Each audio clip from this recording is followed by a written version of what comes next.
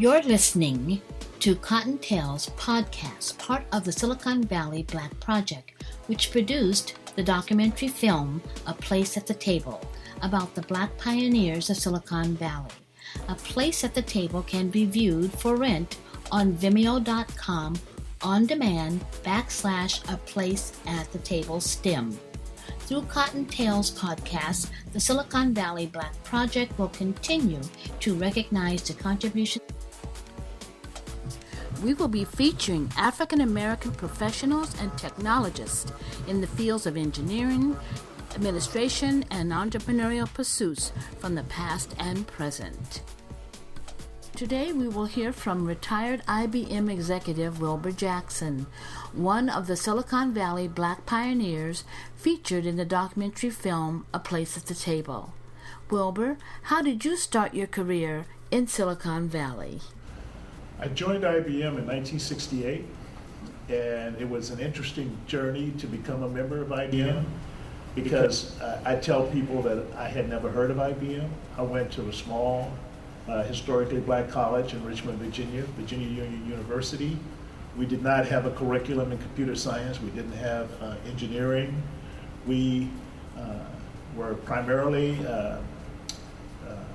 science was biology, chemistry, physics, and I took all of those courses, so I was interested in science, and IBM came and recruited on my campus, and I said, okay, what do you do? Because I wasn't aware, and they said, well, we're looking for people to work in human resources, we're looking for people to sell our products. I said, I'm not interested in either one of those. He says, well, we're looking for people to help program our computers, and I said, okay, I've never worked with computers and I don't know what programming is, but it sounds interesting because it's scientific and I'm interested in science. So I went to programming school, learned how to be a programmer, and started my career in software development, which in hindsight, I'm so happy I did that because I really feel like a pioneer in the software industry. I started in 1968.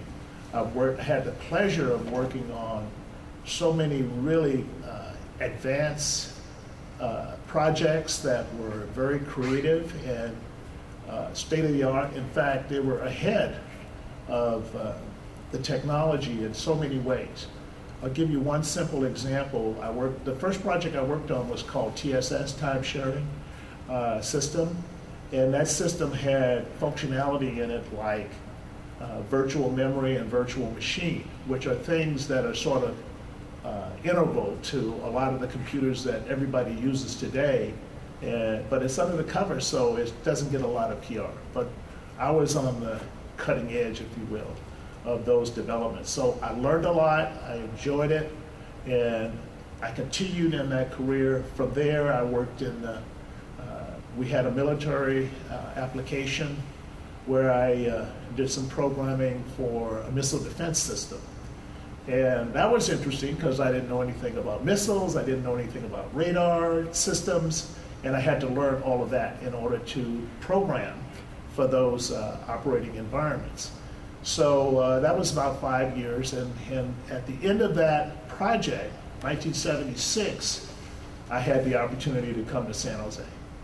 And at that point, I wasn't really sure, again, what was going on in San Jose, but in some level, I didn't care as long as it was an opportunity to learn new things and to advance. And I got in, I enjoyed it, I learned a lot. Again, leading edge technology. San Jose is where all of the storage systems that we take for granted today were originated, and I did the software development for those. And of course, I became a manager, and I had about a 30-year career managing a variety of projects. I tell people that one of the things that I worked on, again, I'm very proud of, is we had a concept called system managed storage.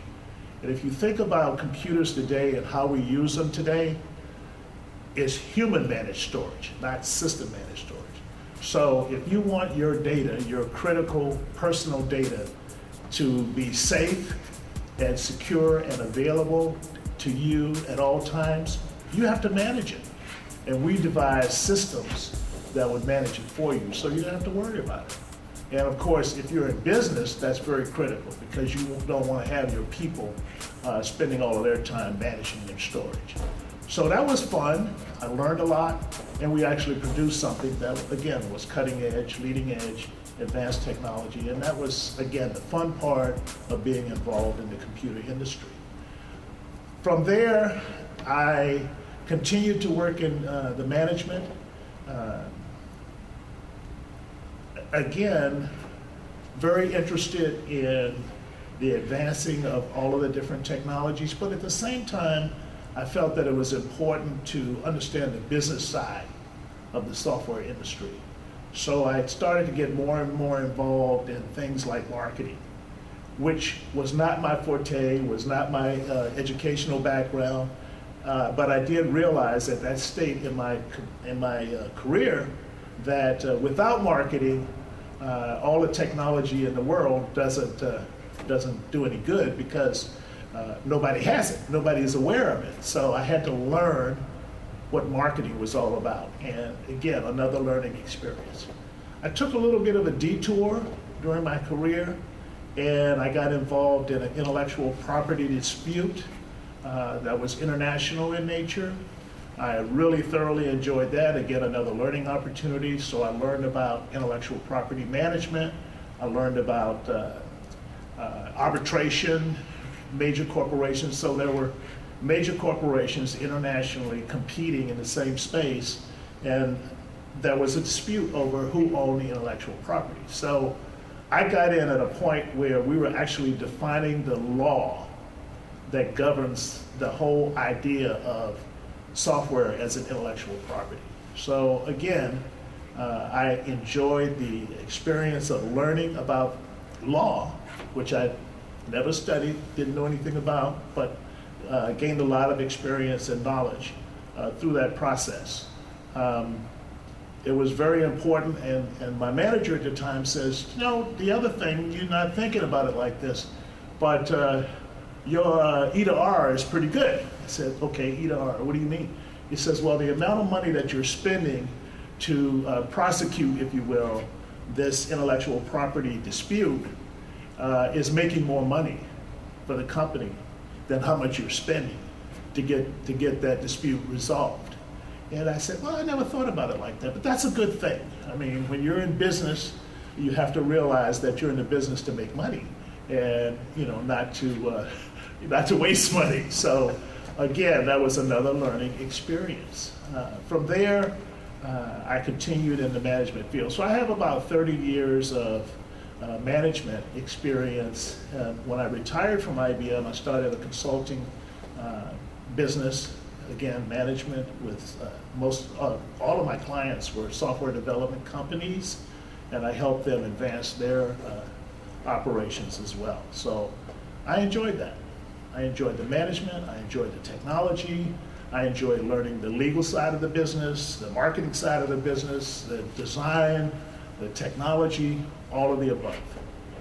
So I look back on my career with a lot of fond memories because I touched it all. I touched every aspect of the business. Okay. Along the way, you had mentors. Who were they, and how did they help you throughout your career? When I first joined, the notion of a mentor meant absolutely nothing to me. And I felt like all of my preparation through high school, secondary education, college, it was all about me, right? I had to study hard, I had to work hard, I had to make good grades, and I didn't need any help. I could do it all by myself.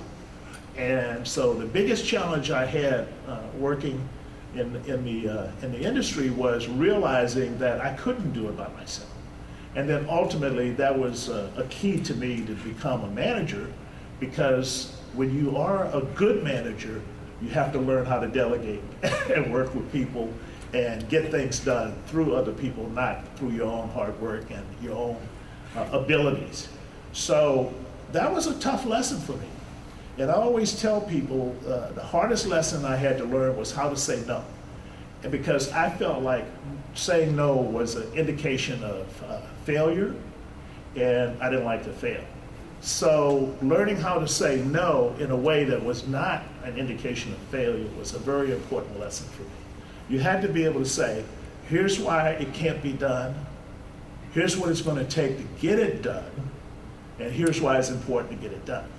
And that was an interesting lesson, because before that, I never had to answer those questions. I would just get involved in the project, learn it, and make it work. And so I worked on a lot of projects where a lot of people were naysayers. Said, this project will never work. This cannot be done. This is too complex. This is too hard.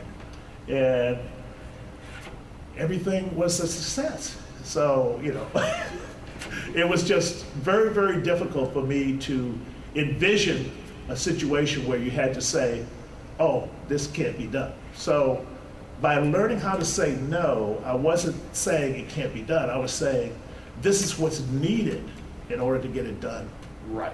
We're on schedule, in budget, with the right quality level.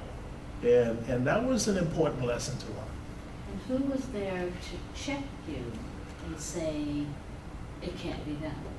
I had several mentors, and some of them were kind of negative mentors, and some of them were very positive mentors, but they all had good intentions because they all were trying to advance the business, and I had to understand that sometimes it was a personality thing, and you had to get around whatever that personality contention might have been.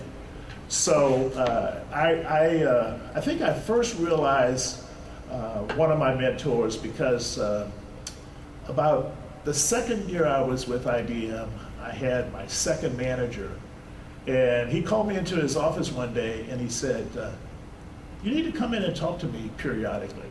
I know you're doing your job and you're getting everything done, you're meeting all of your schedules, but just come in and talk to me. Let me know how you're doing. And I said, oh, okay, if you insist. It just never dawned on me that it was important to talk to my manager because I didn't need his help. And there was nothing that he was going to do for me, and I was able to get my job done.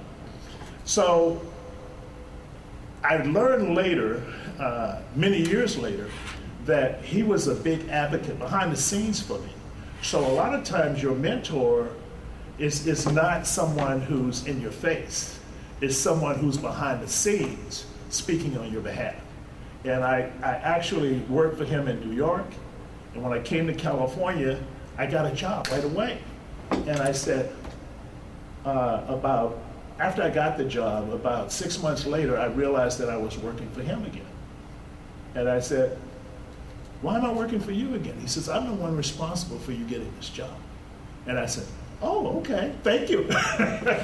So, it's one of those things, again, it was an aha moment where I realized that to be a mentor, to have mentors is very important.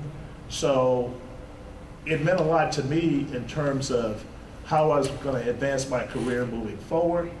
It also meant a lot to me in terms of what I was going to do for other people, because I didn't feel it was sufficient to just be successful in my own, but also to reach back and help others. And that's what I started to do, was to follow their mentorship and mentor others. And I got a lot of satisfaction out of doing that. So that was one of my first mentors. And it was almost by accident that I learned about it. But then after that, actually IBM had a very formalized mentoring program. And so if you are, I'll say, destined to have a certain level of leadership, then there's a formal mentoring program where there are people whose job it is to make sure that you're getting the opportunities that you need. And so those people played a really, really key role in my career. And a lot of times they were kind of like the person that you would least expect to be in your corner. But they were people who had the ability to not only give you good advice, but also to speak on your behalf behind closed doors. And that was very important. And so I have a lot of appreciation for all of those people that I work with. At one point, I had an opportunity, again, thanks to my mentor, to shadow one of the top executives in the company.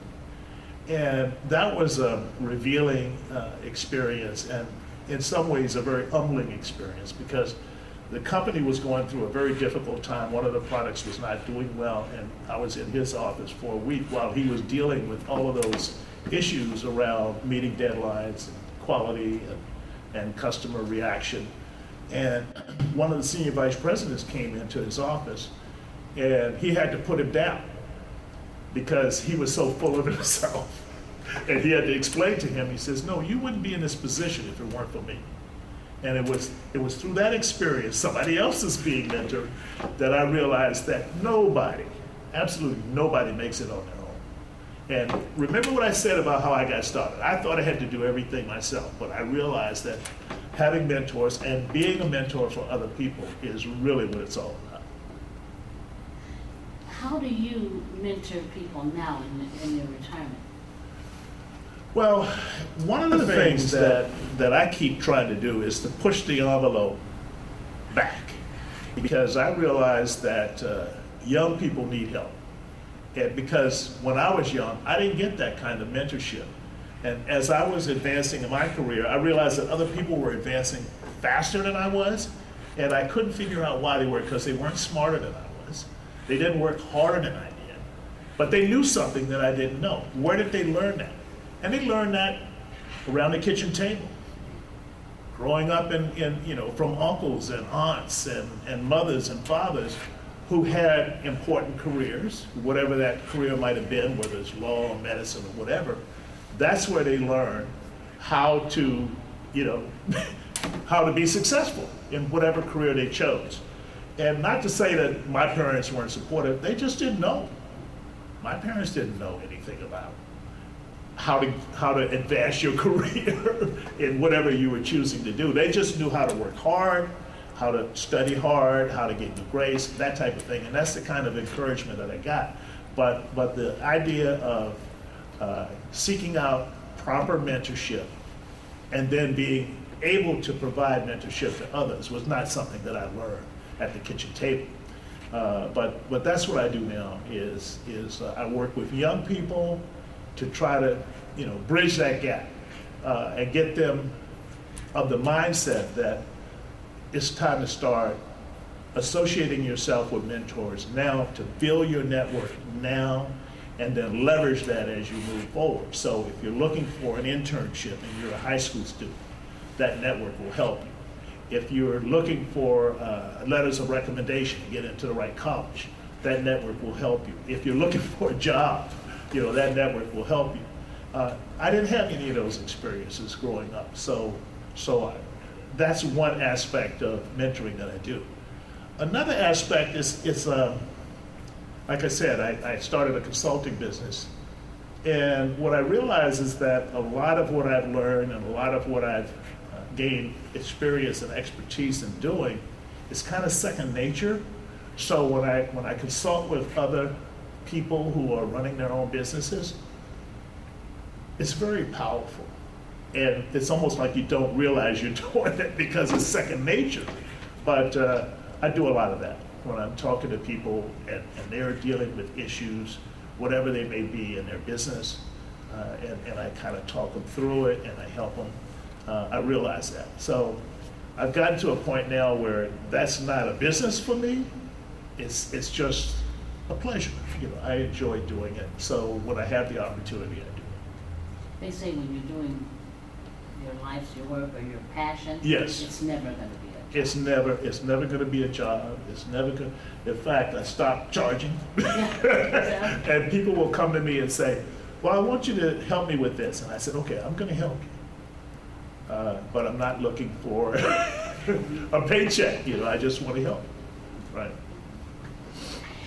We have had discussions with different people who say they came from, let's say, the South or even the East Coast, and they found California to have, California to lack a Black community. How did you overcome some of those issues? Well, there were a couple of things that were important to me. I mean, some kind of basic things like where's the barbershop? where's the church, where do I get my hair products and things like the kind of basic things.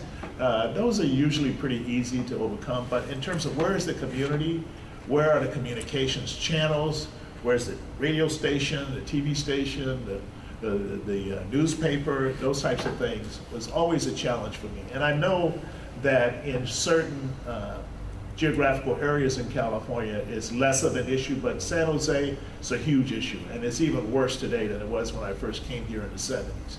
A lot worse. At least we had a newspaper in the 70s, and we don't have anything now. And so it's a challenge. Within IBM, we were able to network within the company, and we had special bonds between us. Even though we didn't come from the same areas, we didn't know each other beforehand, we had a special bond, and we worked together and we supported each other within the company. And I can say that even though I not necessarily would consider them official mentors, unofficially I had a lot of African American mentors within IBM. Colleagues of mine who were in different positions who I could go to with questions and with issues, and I knew I could always have their support. So I was able to network within the company. In the community, it was a challenge. I was really wrapped up in my work, so most of my interactions during the time I was working with IBM were internal.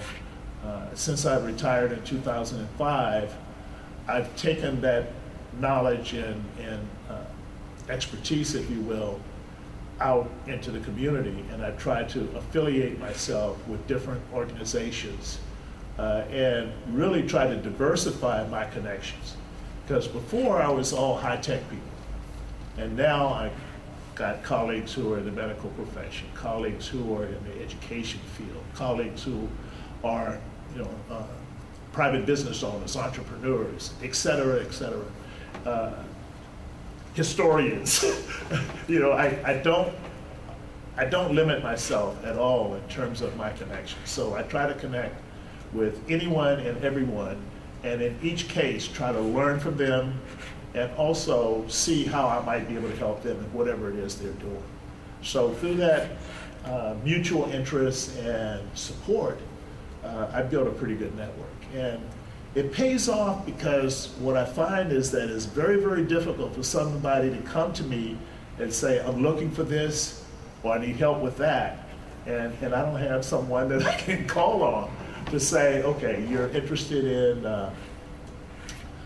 getting involved in the medical field as a nurse. Well, I happen to know someone who runs a company that hires and places nurses. There you go. It's a good connection. It's a win-win for the company that's looking for prospects, and it's a win for the person who's looking for an opportunity. So I really enjoy having that kind of network that makes a difference for me. And that's another reason why I try to affiliate with organizations that add to that diversity of experience. So I've volunteered with the March of Dimes for many years, and through that I learned about political advocacy. I've been to DC, I've been to the state capitol here, I've met with legislators in their local offices, and I spent about 30 years doing political advocacy on behalf of the March of Dimes. I didn't learn that at IBM. I didn't learn that in college. I learned that by affiliating with an organization that was health-oriented. I volunteered in a lot of other capacities, mainly around youth. So I worked with the Boy Scouts of America for 10 years. I worked with the Police Athletic League and the police department, so I got to know a lot of members of the police department through that affiliation.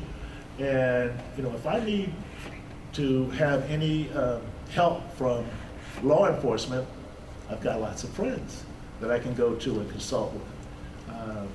One of the things that I'm doing now is a project called The Rites of Passage, where we take young men and we take them through a progression to teach them how to be a responsible man.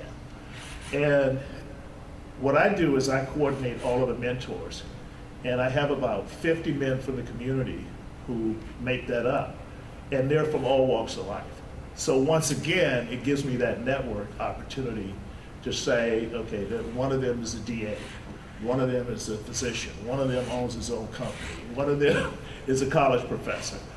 So again, the diversity of networking. But each one of them has a common interest in helping a young person be successful and providing that mentorship. So I've taken the mentoring concept to a new level in my own experience, because we've sort of codified what it means to be a mentor and how to be better at mentoring by mentoring young people.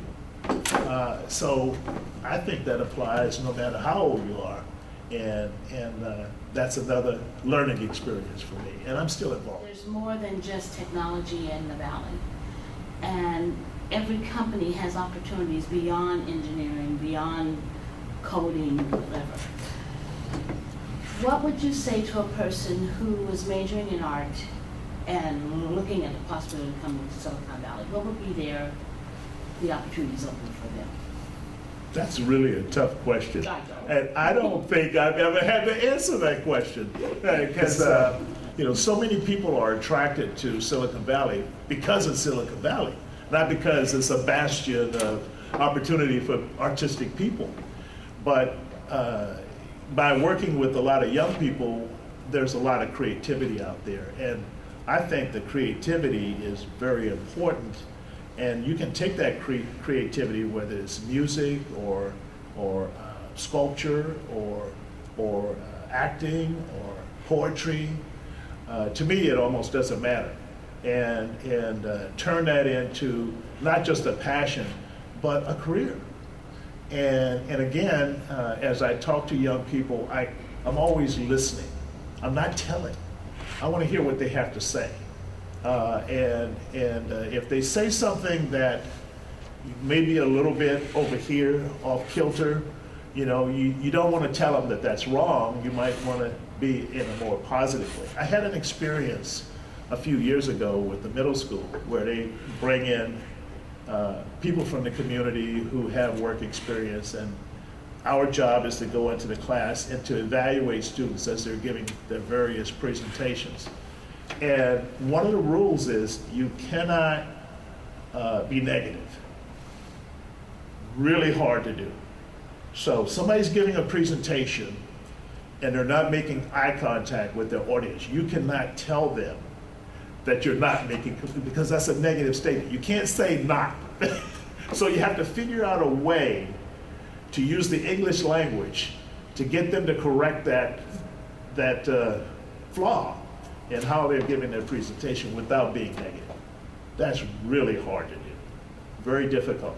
So I think a lot of that is what kind of drives me when I'm talking to people who are in Silicon Valley and they have artistic kinds of interests and skills, and just try to listen to them and what their interests are, and then try to give them some help wherever I can.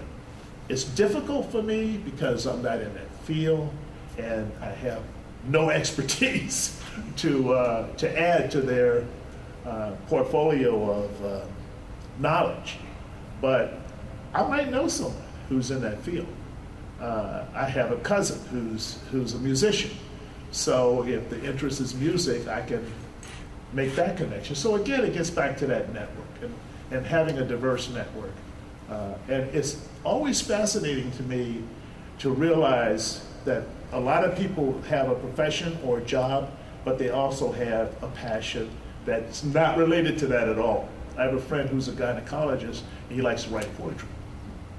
So I support his poetry, right?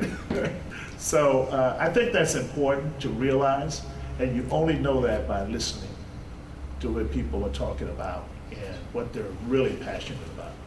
So that's how I help. And like I said, I'm not always the best one for advice in that field, but it's a matter of having the right network and diversity of colleagues who you can call upon to help other people. So I am not hesitant to ask someone else to help out at all. I thrive on else in mobilizing everybody to help. Yeah. Dream on. Yeah. Looking back on your career, can you pinpoint a product or a process that changed your approach to business or changed the business that you were in? Were you responsible for anything that was significant change or? Everything I did changed me. And I say that not facetiously. It was almost like a career plan. I tried to change jobs every 2 years. And when I say change jobs, I don't mean go on unemployment and start a job search, but plan methodically to, number one, in the job that I was in, have a transition plan so that I could move out of that in a smooth way without perturbing what I was leading, and at the same time transitioning into something new. So I started out as a programmer, writing code, testing code, all of the things that programmers do. And I got into management where I was managing programmers and developing products and doing all of that. And then over time, I got into project management, which went to another level where I had a broader scope of responsibility, and then into marketing, and then into, for lack of a better term, executive management, where you're really brokering deals between different entities. And underlying that was all of the technology and all of that. So I would say for me, it's hard to pinpoint any one thing because I was constantly changing. I spent 5 years in intellectual property management, where we were defining the law that's affiliated with software intellectual property. And then when I was done with that project, I was done. Okay, I just put that aside. I have that knowledge now. I can bring it out whenever I need it. I went into marketing, and I had to learn that area of expertise. And that, I think, was maybe, each one of these was a major turning point in my career. Starting out with the technology component, because I knew nothing about it, had to learn it, had to become good at it, had to become a certain level of expertise, and that was fulfilling. And like I said, into management, same thing, and then the legal thing with intellectual property, and then the marketing thing with trying to get the products accepted in the marketplace. Then the business relationships, all of those things were very critical to me. And at the same time, I didn't dismiss any of that knowledge, because I took that all of the prior knowledge with me wherever I went.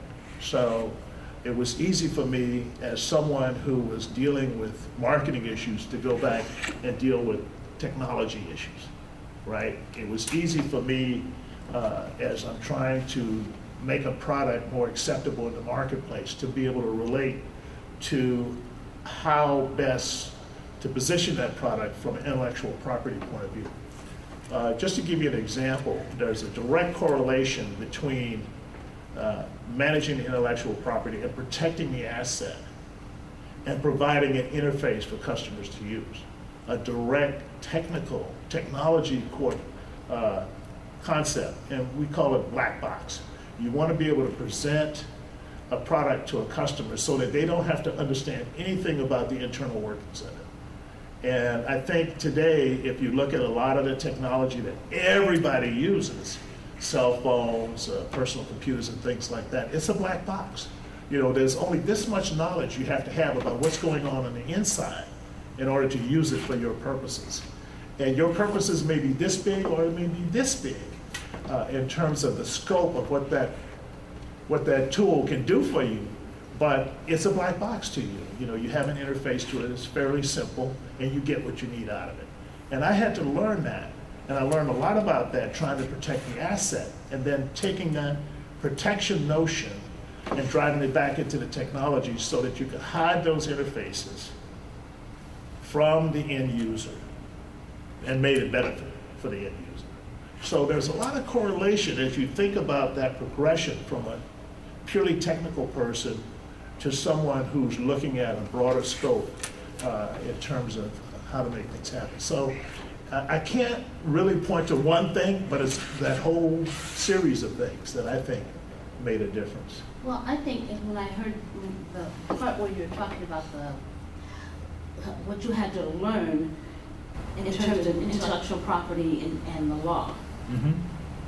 it sounds like it was unknown to everybody. It was. So Brand new field. the work you We had to did- teach the lawyers. That's where I'm headed. Yeah. You were in that sphere.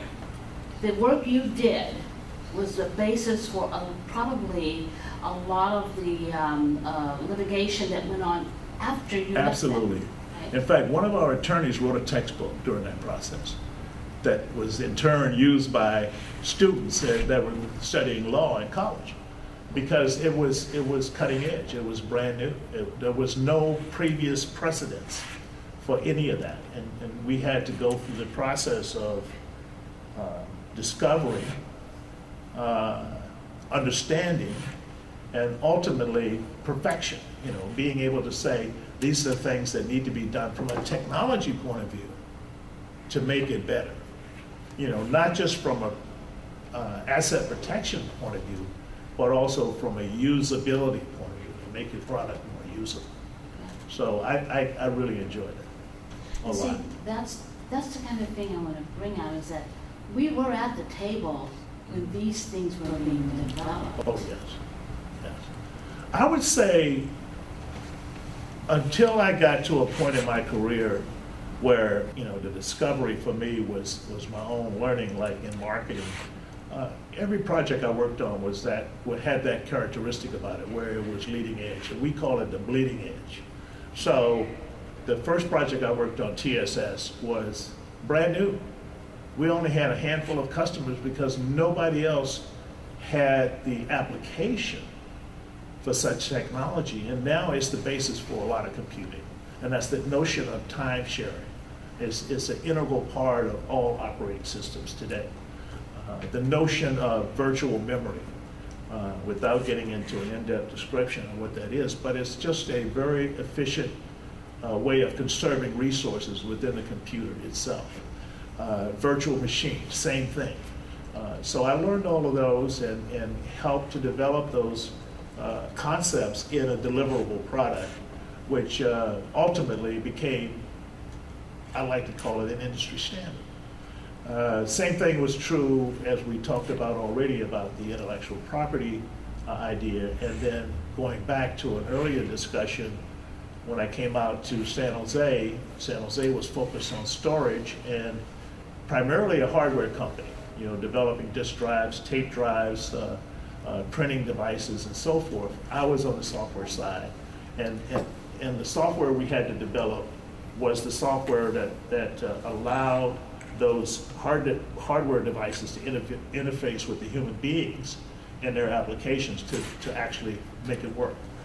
One interesting project I worked on, we introduced Kanji into all of IBM products. And this was back in the 1980s. And the markets in the Orient were just emerging for computer usage. But their language is different. And not only is it different in terms of spoken and written, but they have thousands of characters that represent their language. Well, computers weren't designed to manage thousands of characters like that. They were designed for the English language in our 24 characters or 26 characters or whatever languages we supported. So I worked on a project to go through IBM in less than a year's time and take every system, every application, every piece of hardware, and convert it to an operating environment where they could recognize these characters. And we had to go through every piece of code and find where those characters were manipulated, because we needed more bits to represent the characters, if you get my drift. So we had to go find where all of those bit representations were and change them. And at the time, I was managing a group that was doing the printing device, and I had to work with the Japanese and the Koreans and learn a little bit about their culture and their language so that we could make sure that we were providing them, the end user, with what they needed and they could use. That was fun. I learned a lot about the culture, got to visit Japan, and we were successful. We got it done. That's amazing. This camera, for instance, is 4K. That one is HDMI, right? The first time I went and shot with this thing, I ran out of space and I couldn't figure out why. Yeah. Well, it's just like that. It's More data, There's right. more data. Yeah. The bit rate is faster, Right. huge compared to that. Absolutely. So, Absolutely. I was panicking in the middle of that interview because what happened? What happened? Well, what happened was what you say. Right. All this information. It's an information explosion. Exactly. Yeah. In this little space that I have, Right. an SD card, it's like, oh, wait a minute, how can I run out? It's supposed to run for hours. I still have the first personal computer that I purchased in the 80s, early 80s, and it has 128K of memory in it. 128,000 bits of memory.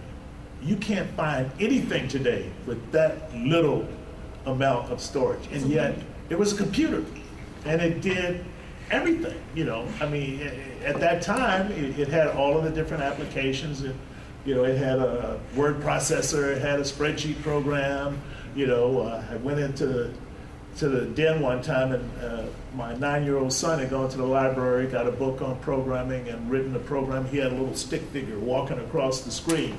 So yeah, you could do a lot with those very limited computers.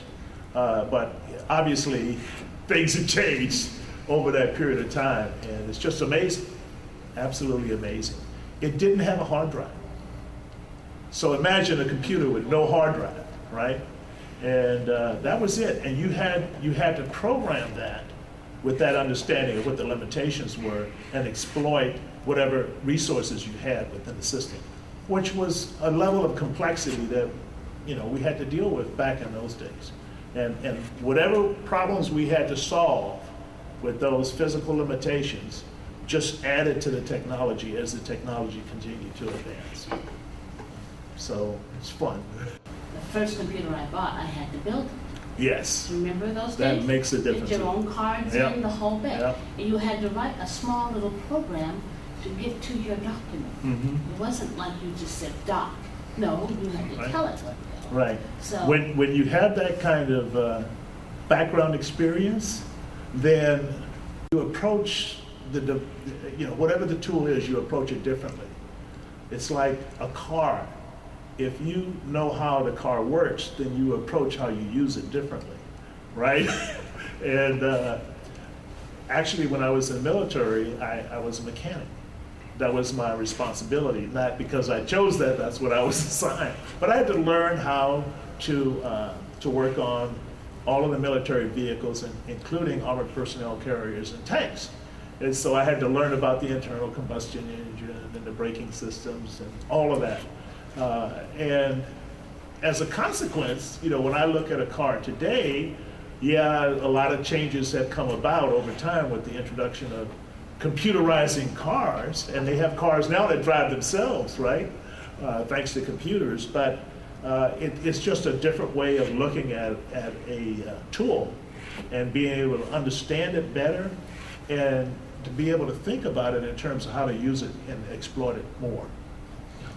So listening to you in your early years, I'm sure you always knew you had the capability of doing what you wanted to do. The question is, what were you willing to do? I like that question, actually, because I was willing to do anything. And once I got into management, that became kind of like I don't know if you remember the commercial, but there was a commercial. Well, give it to Mikey.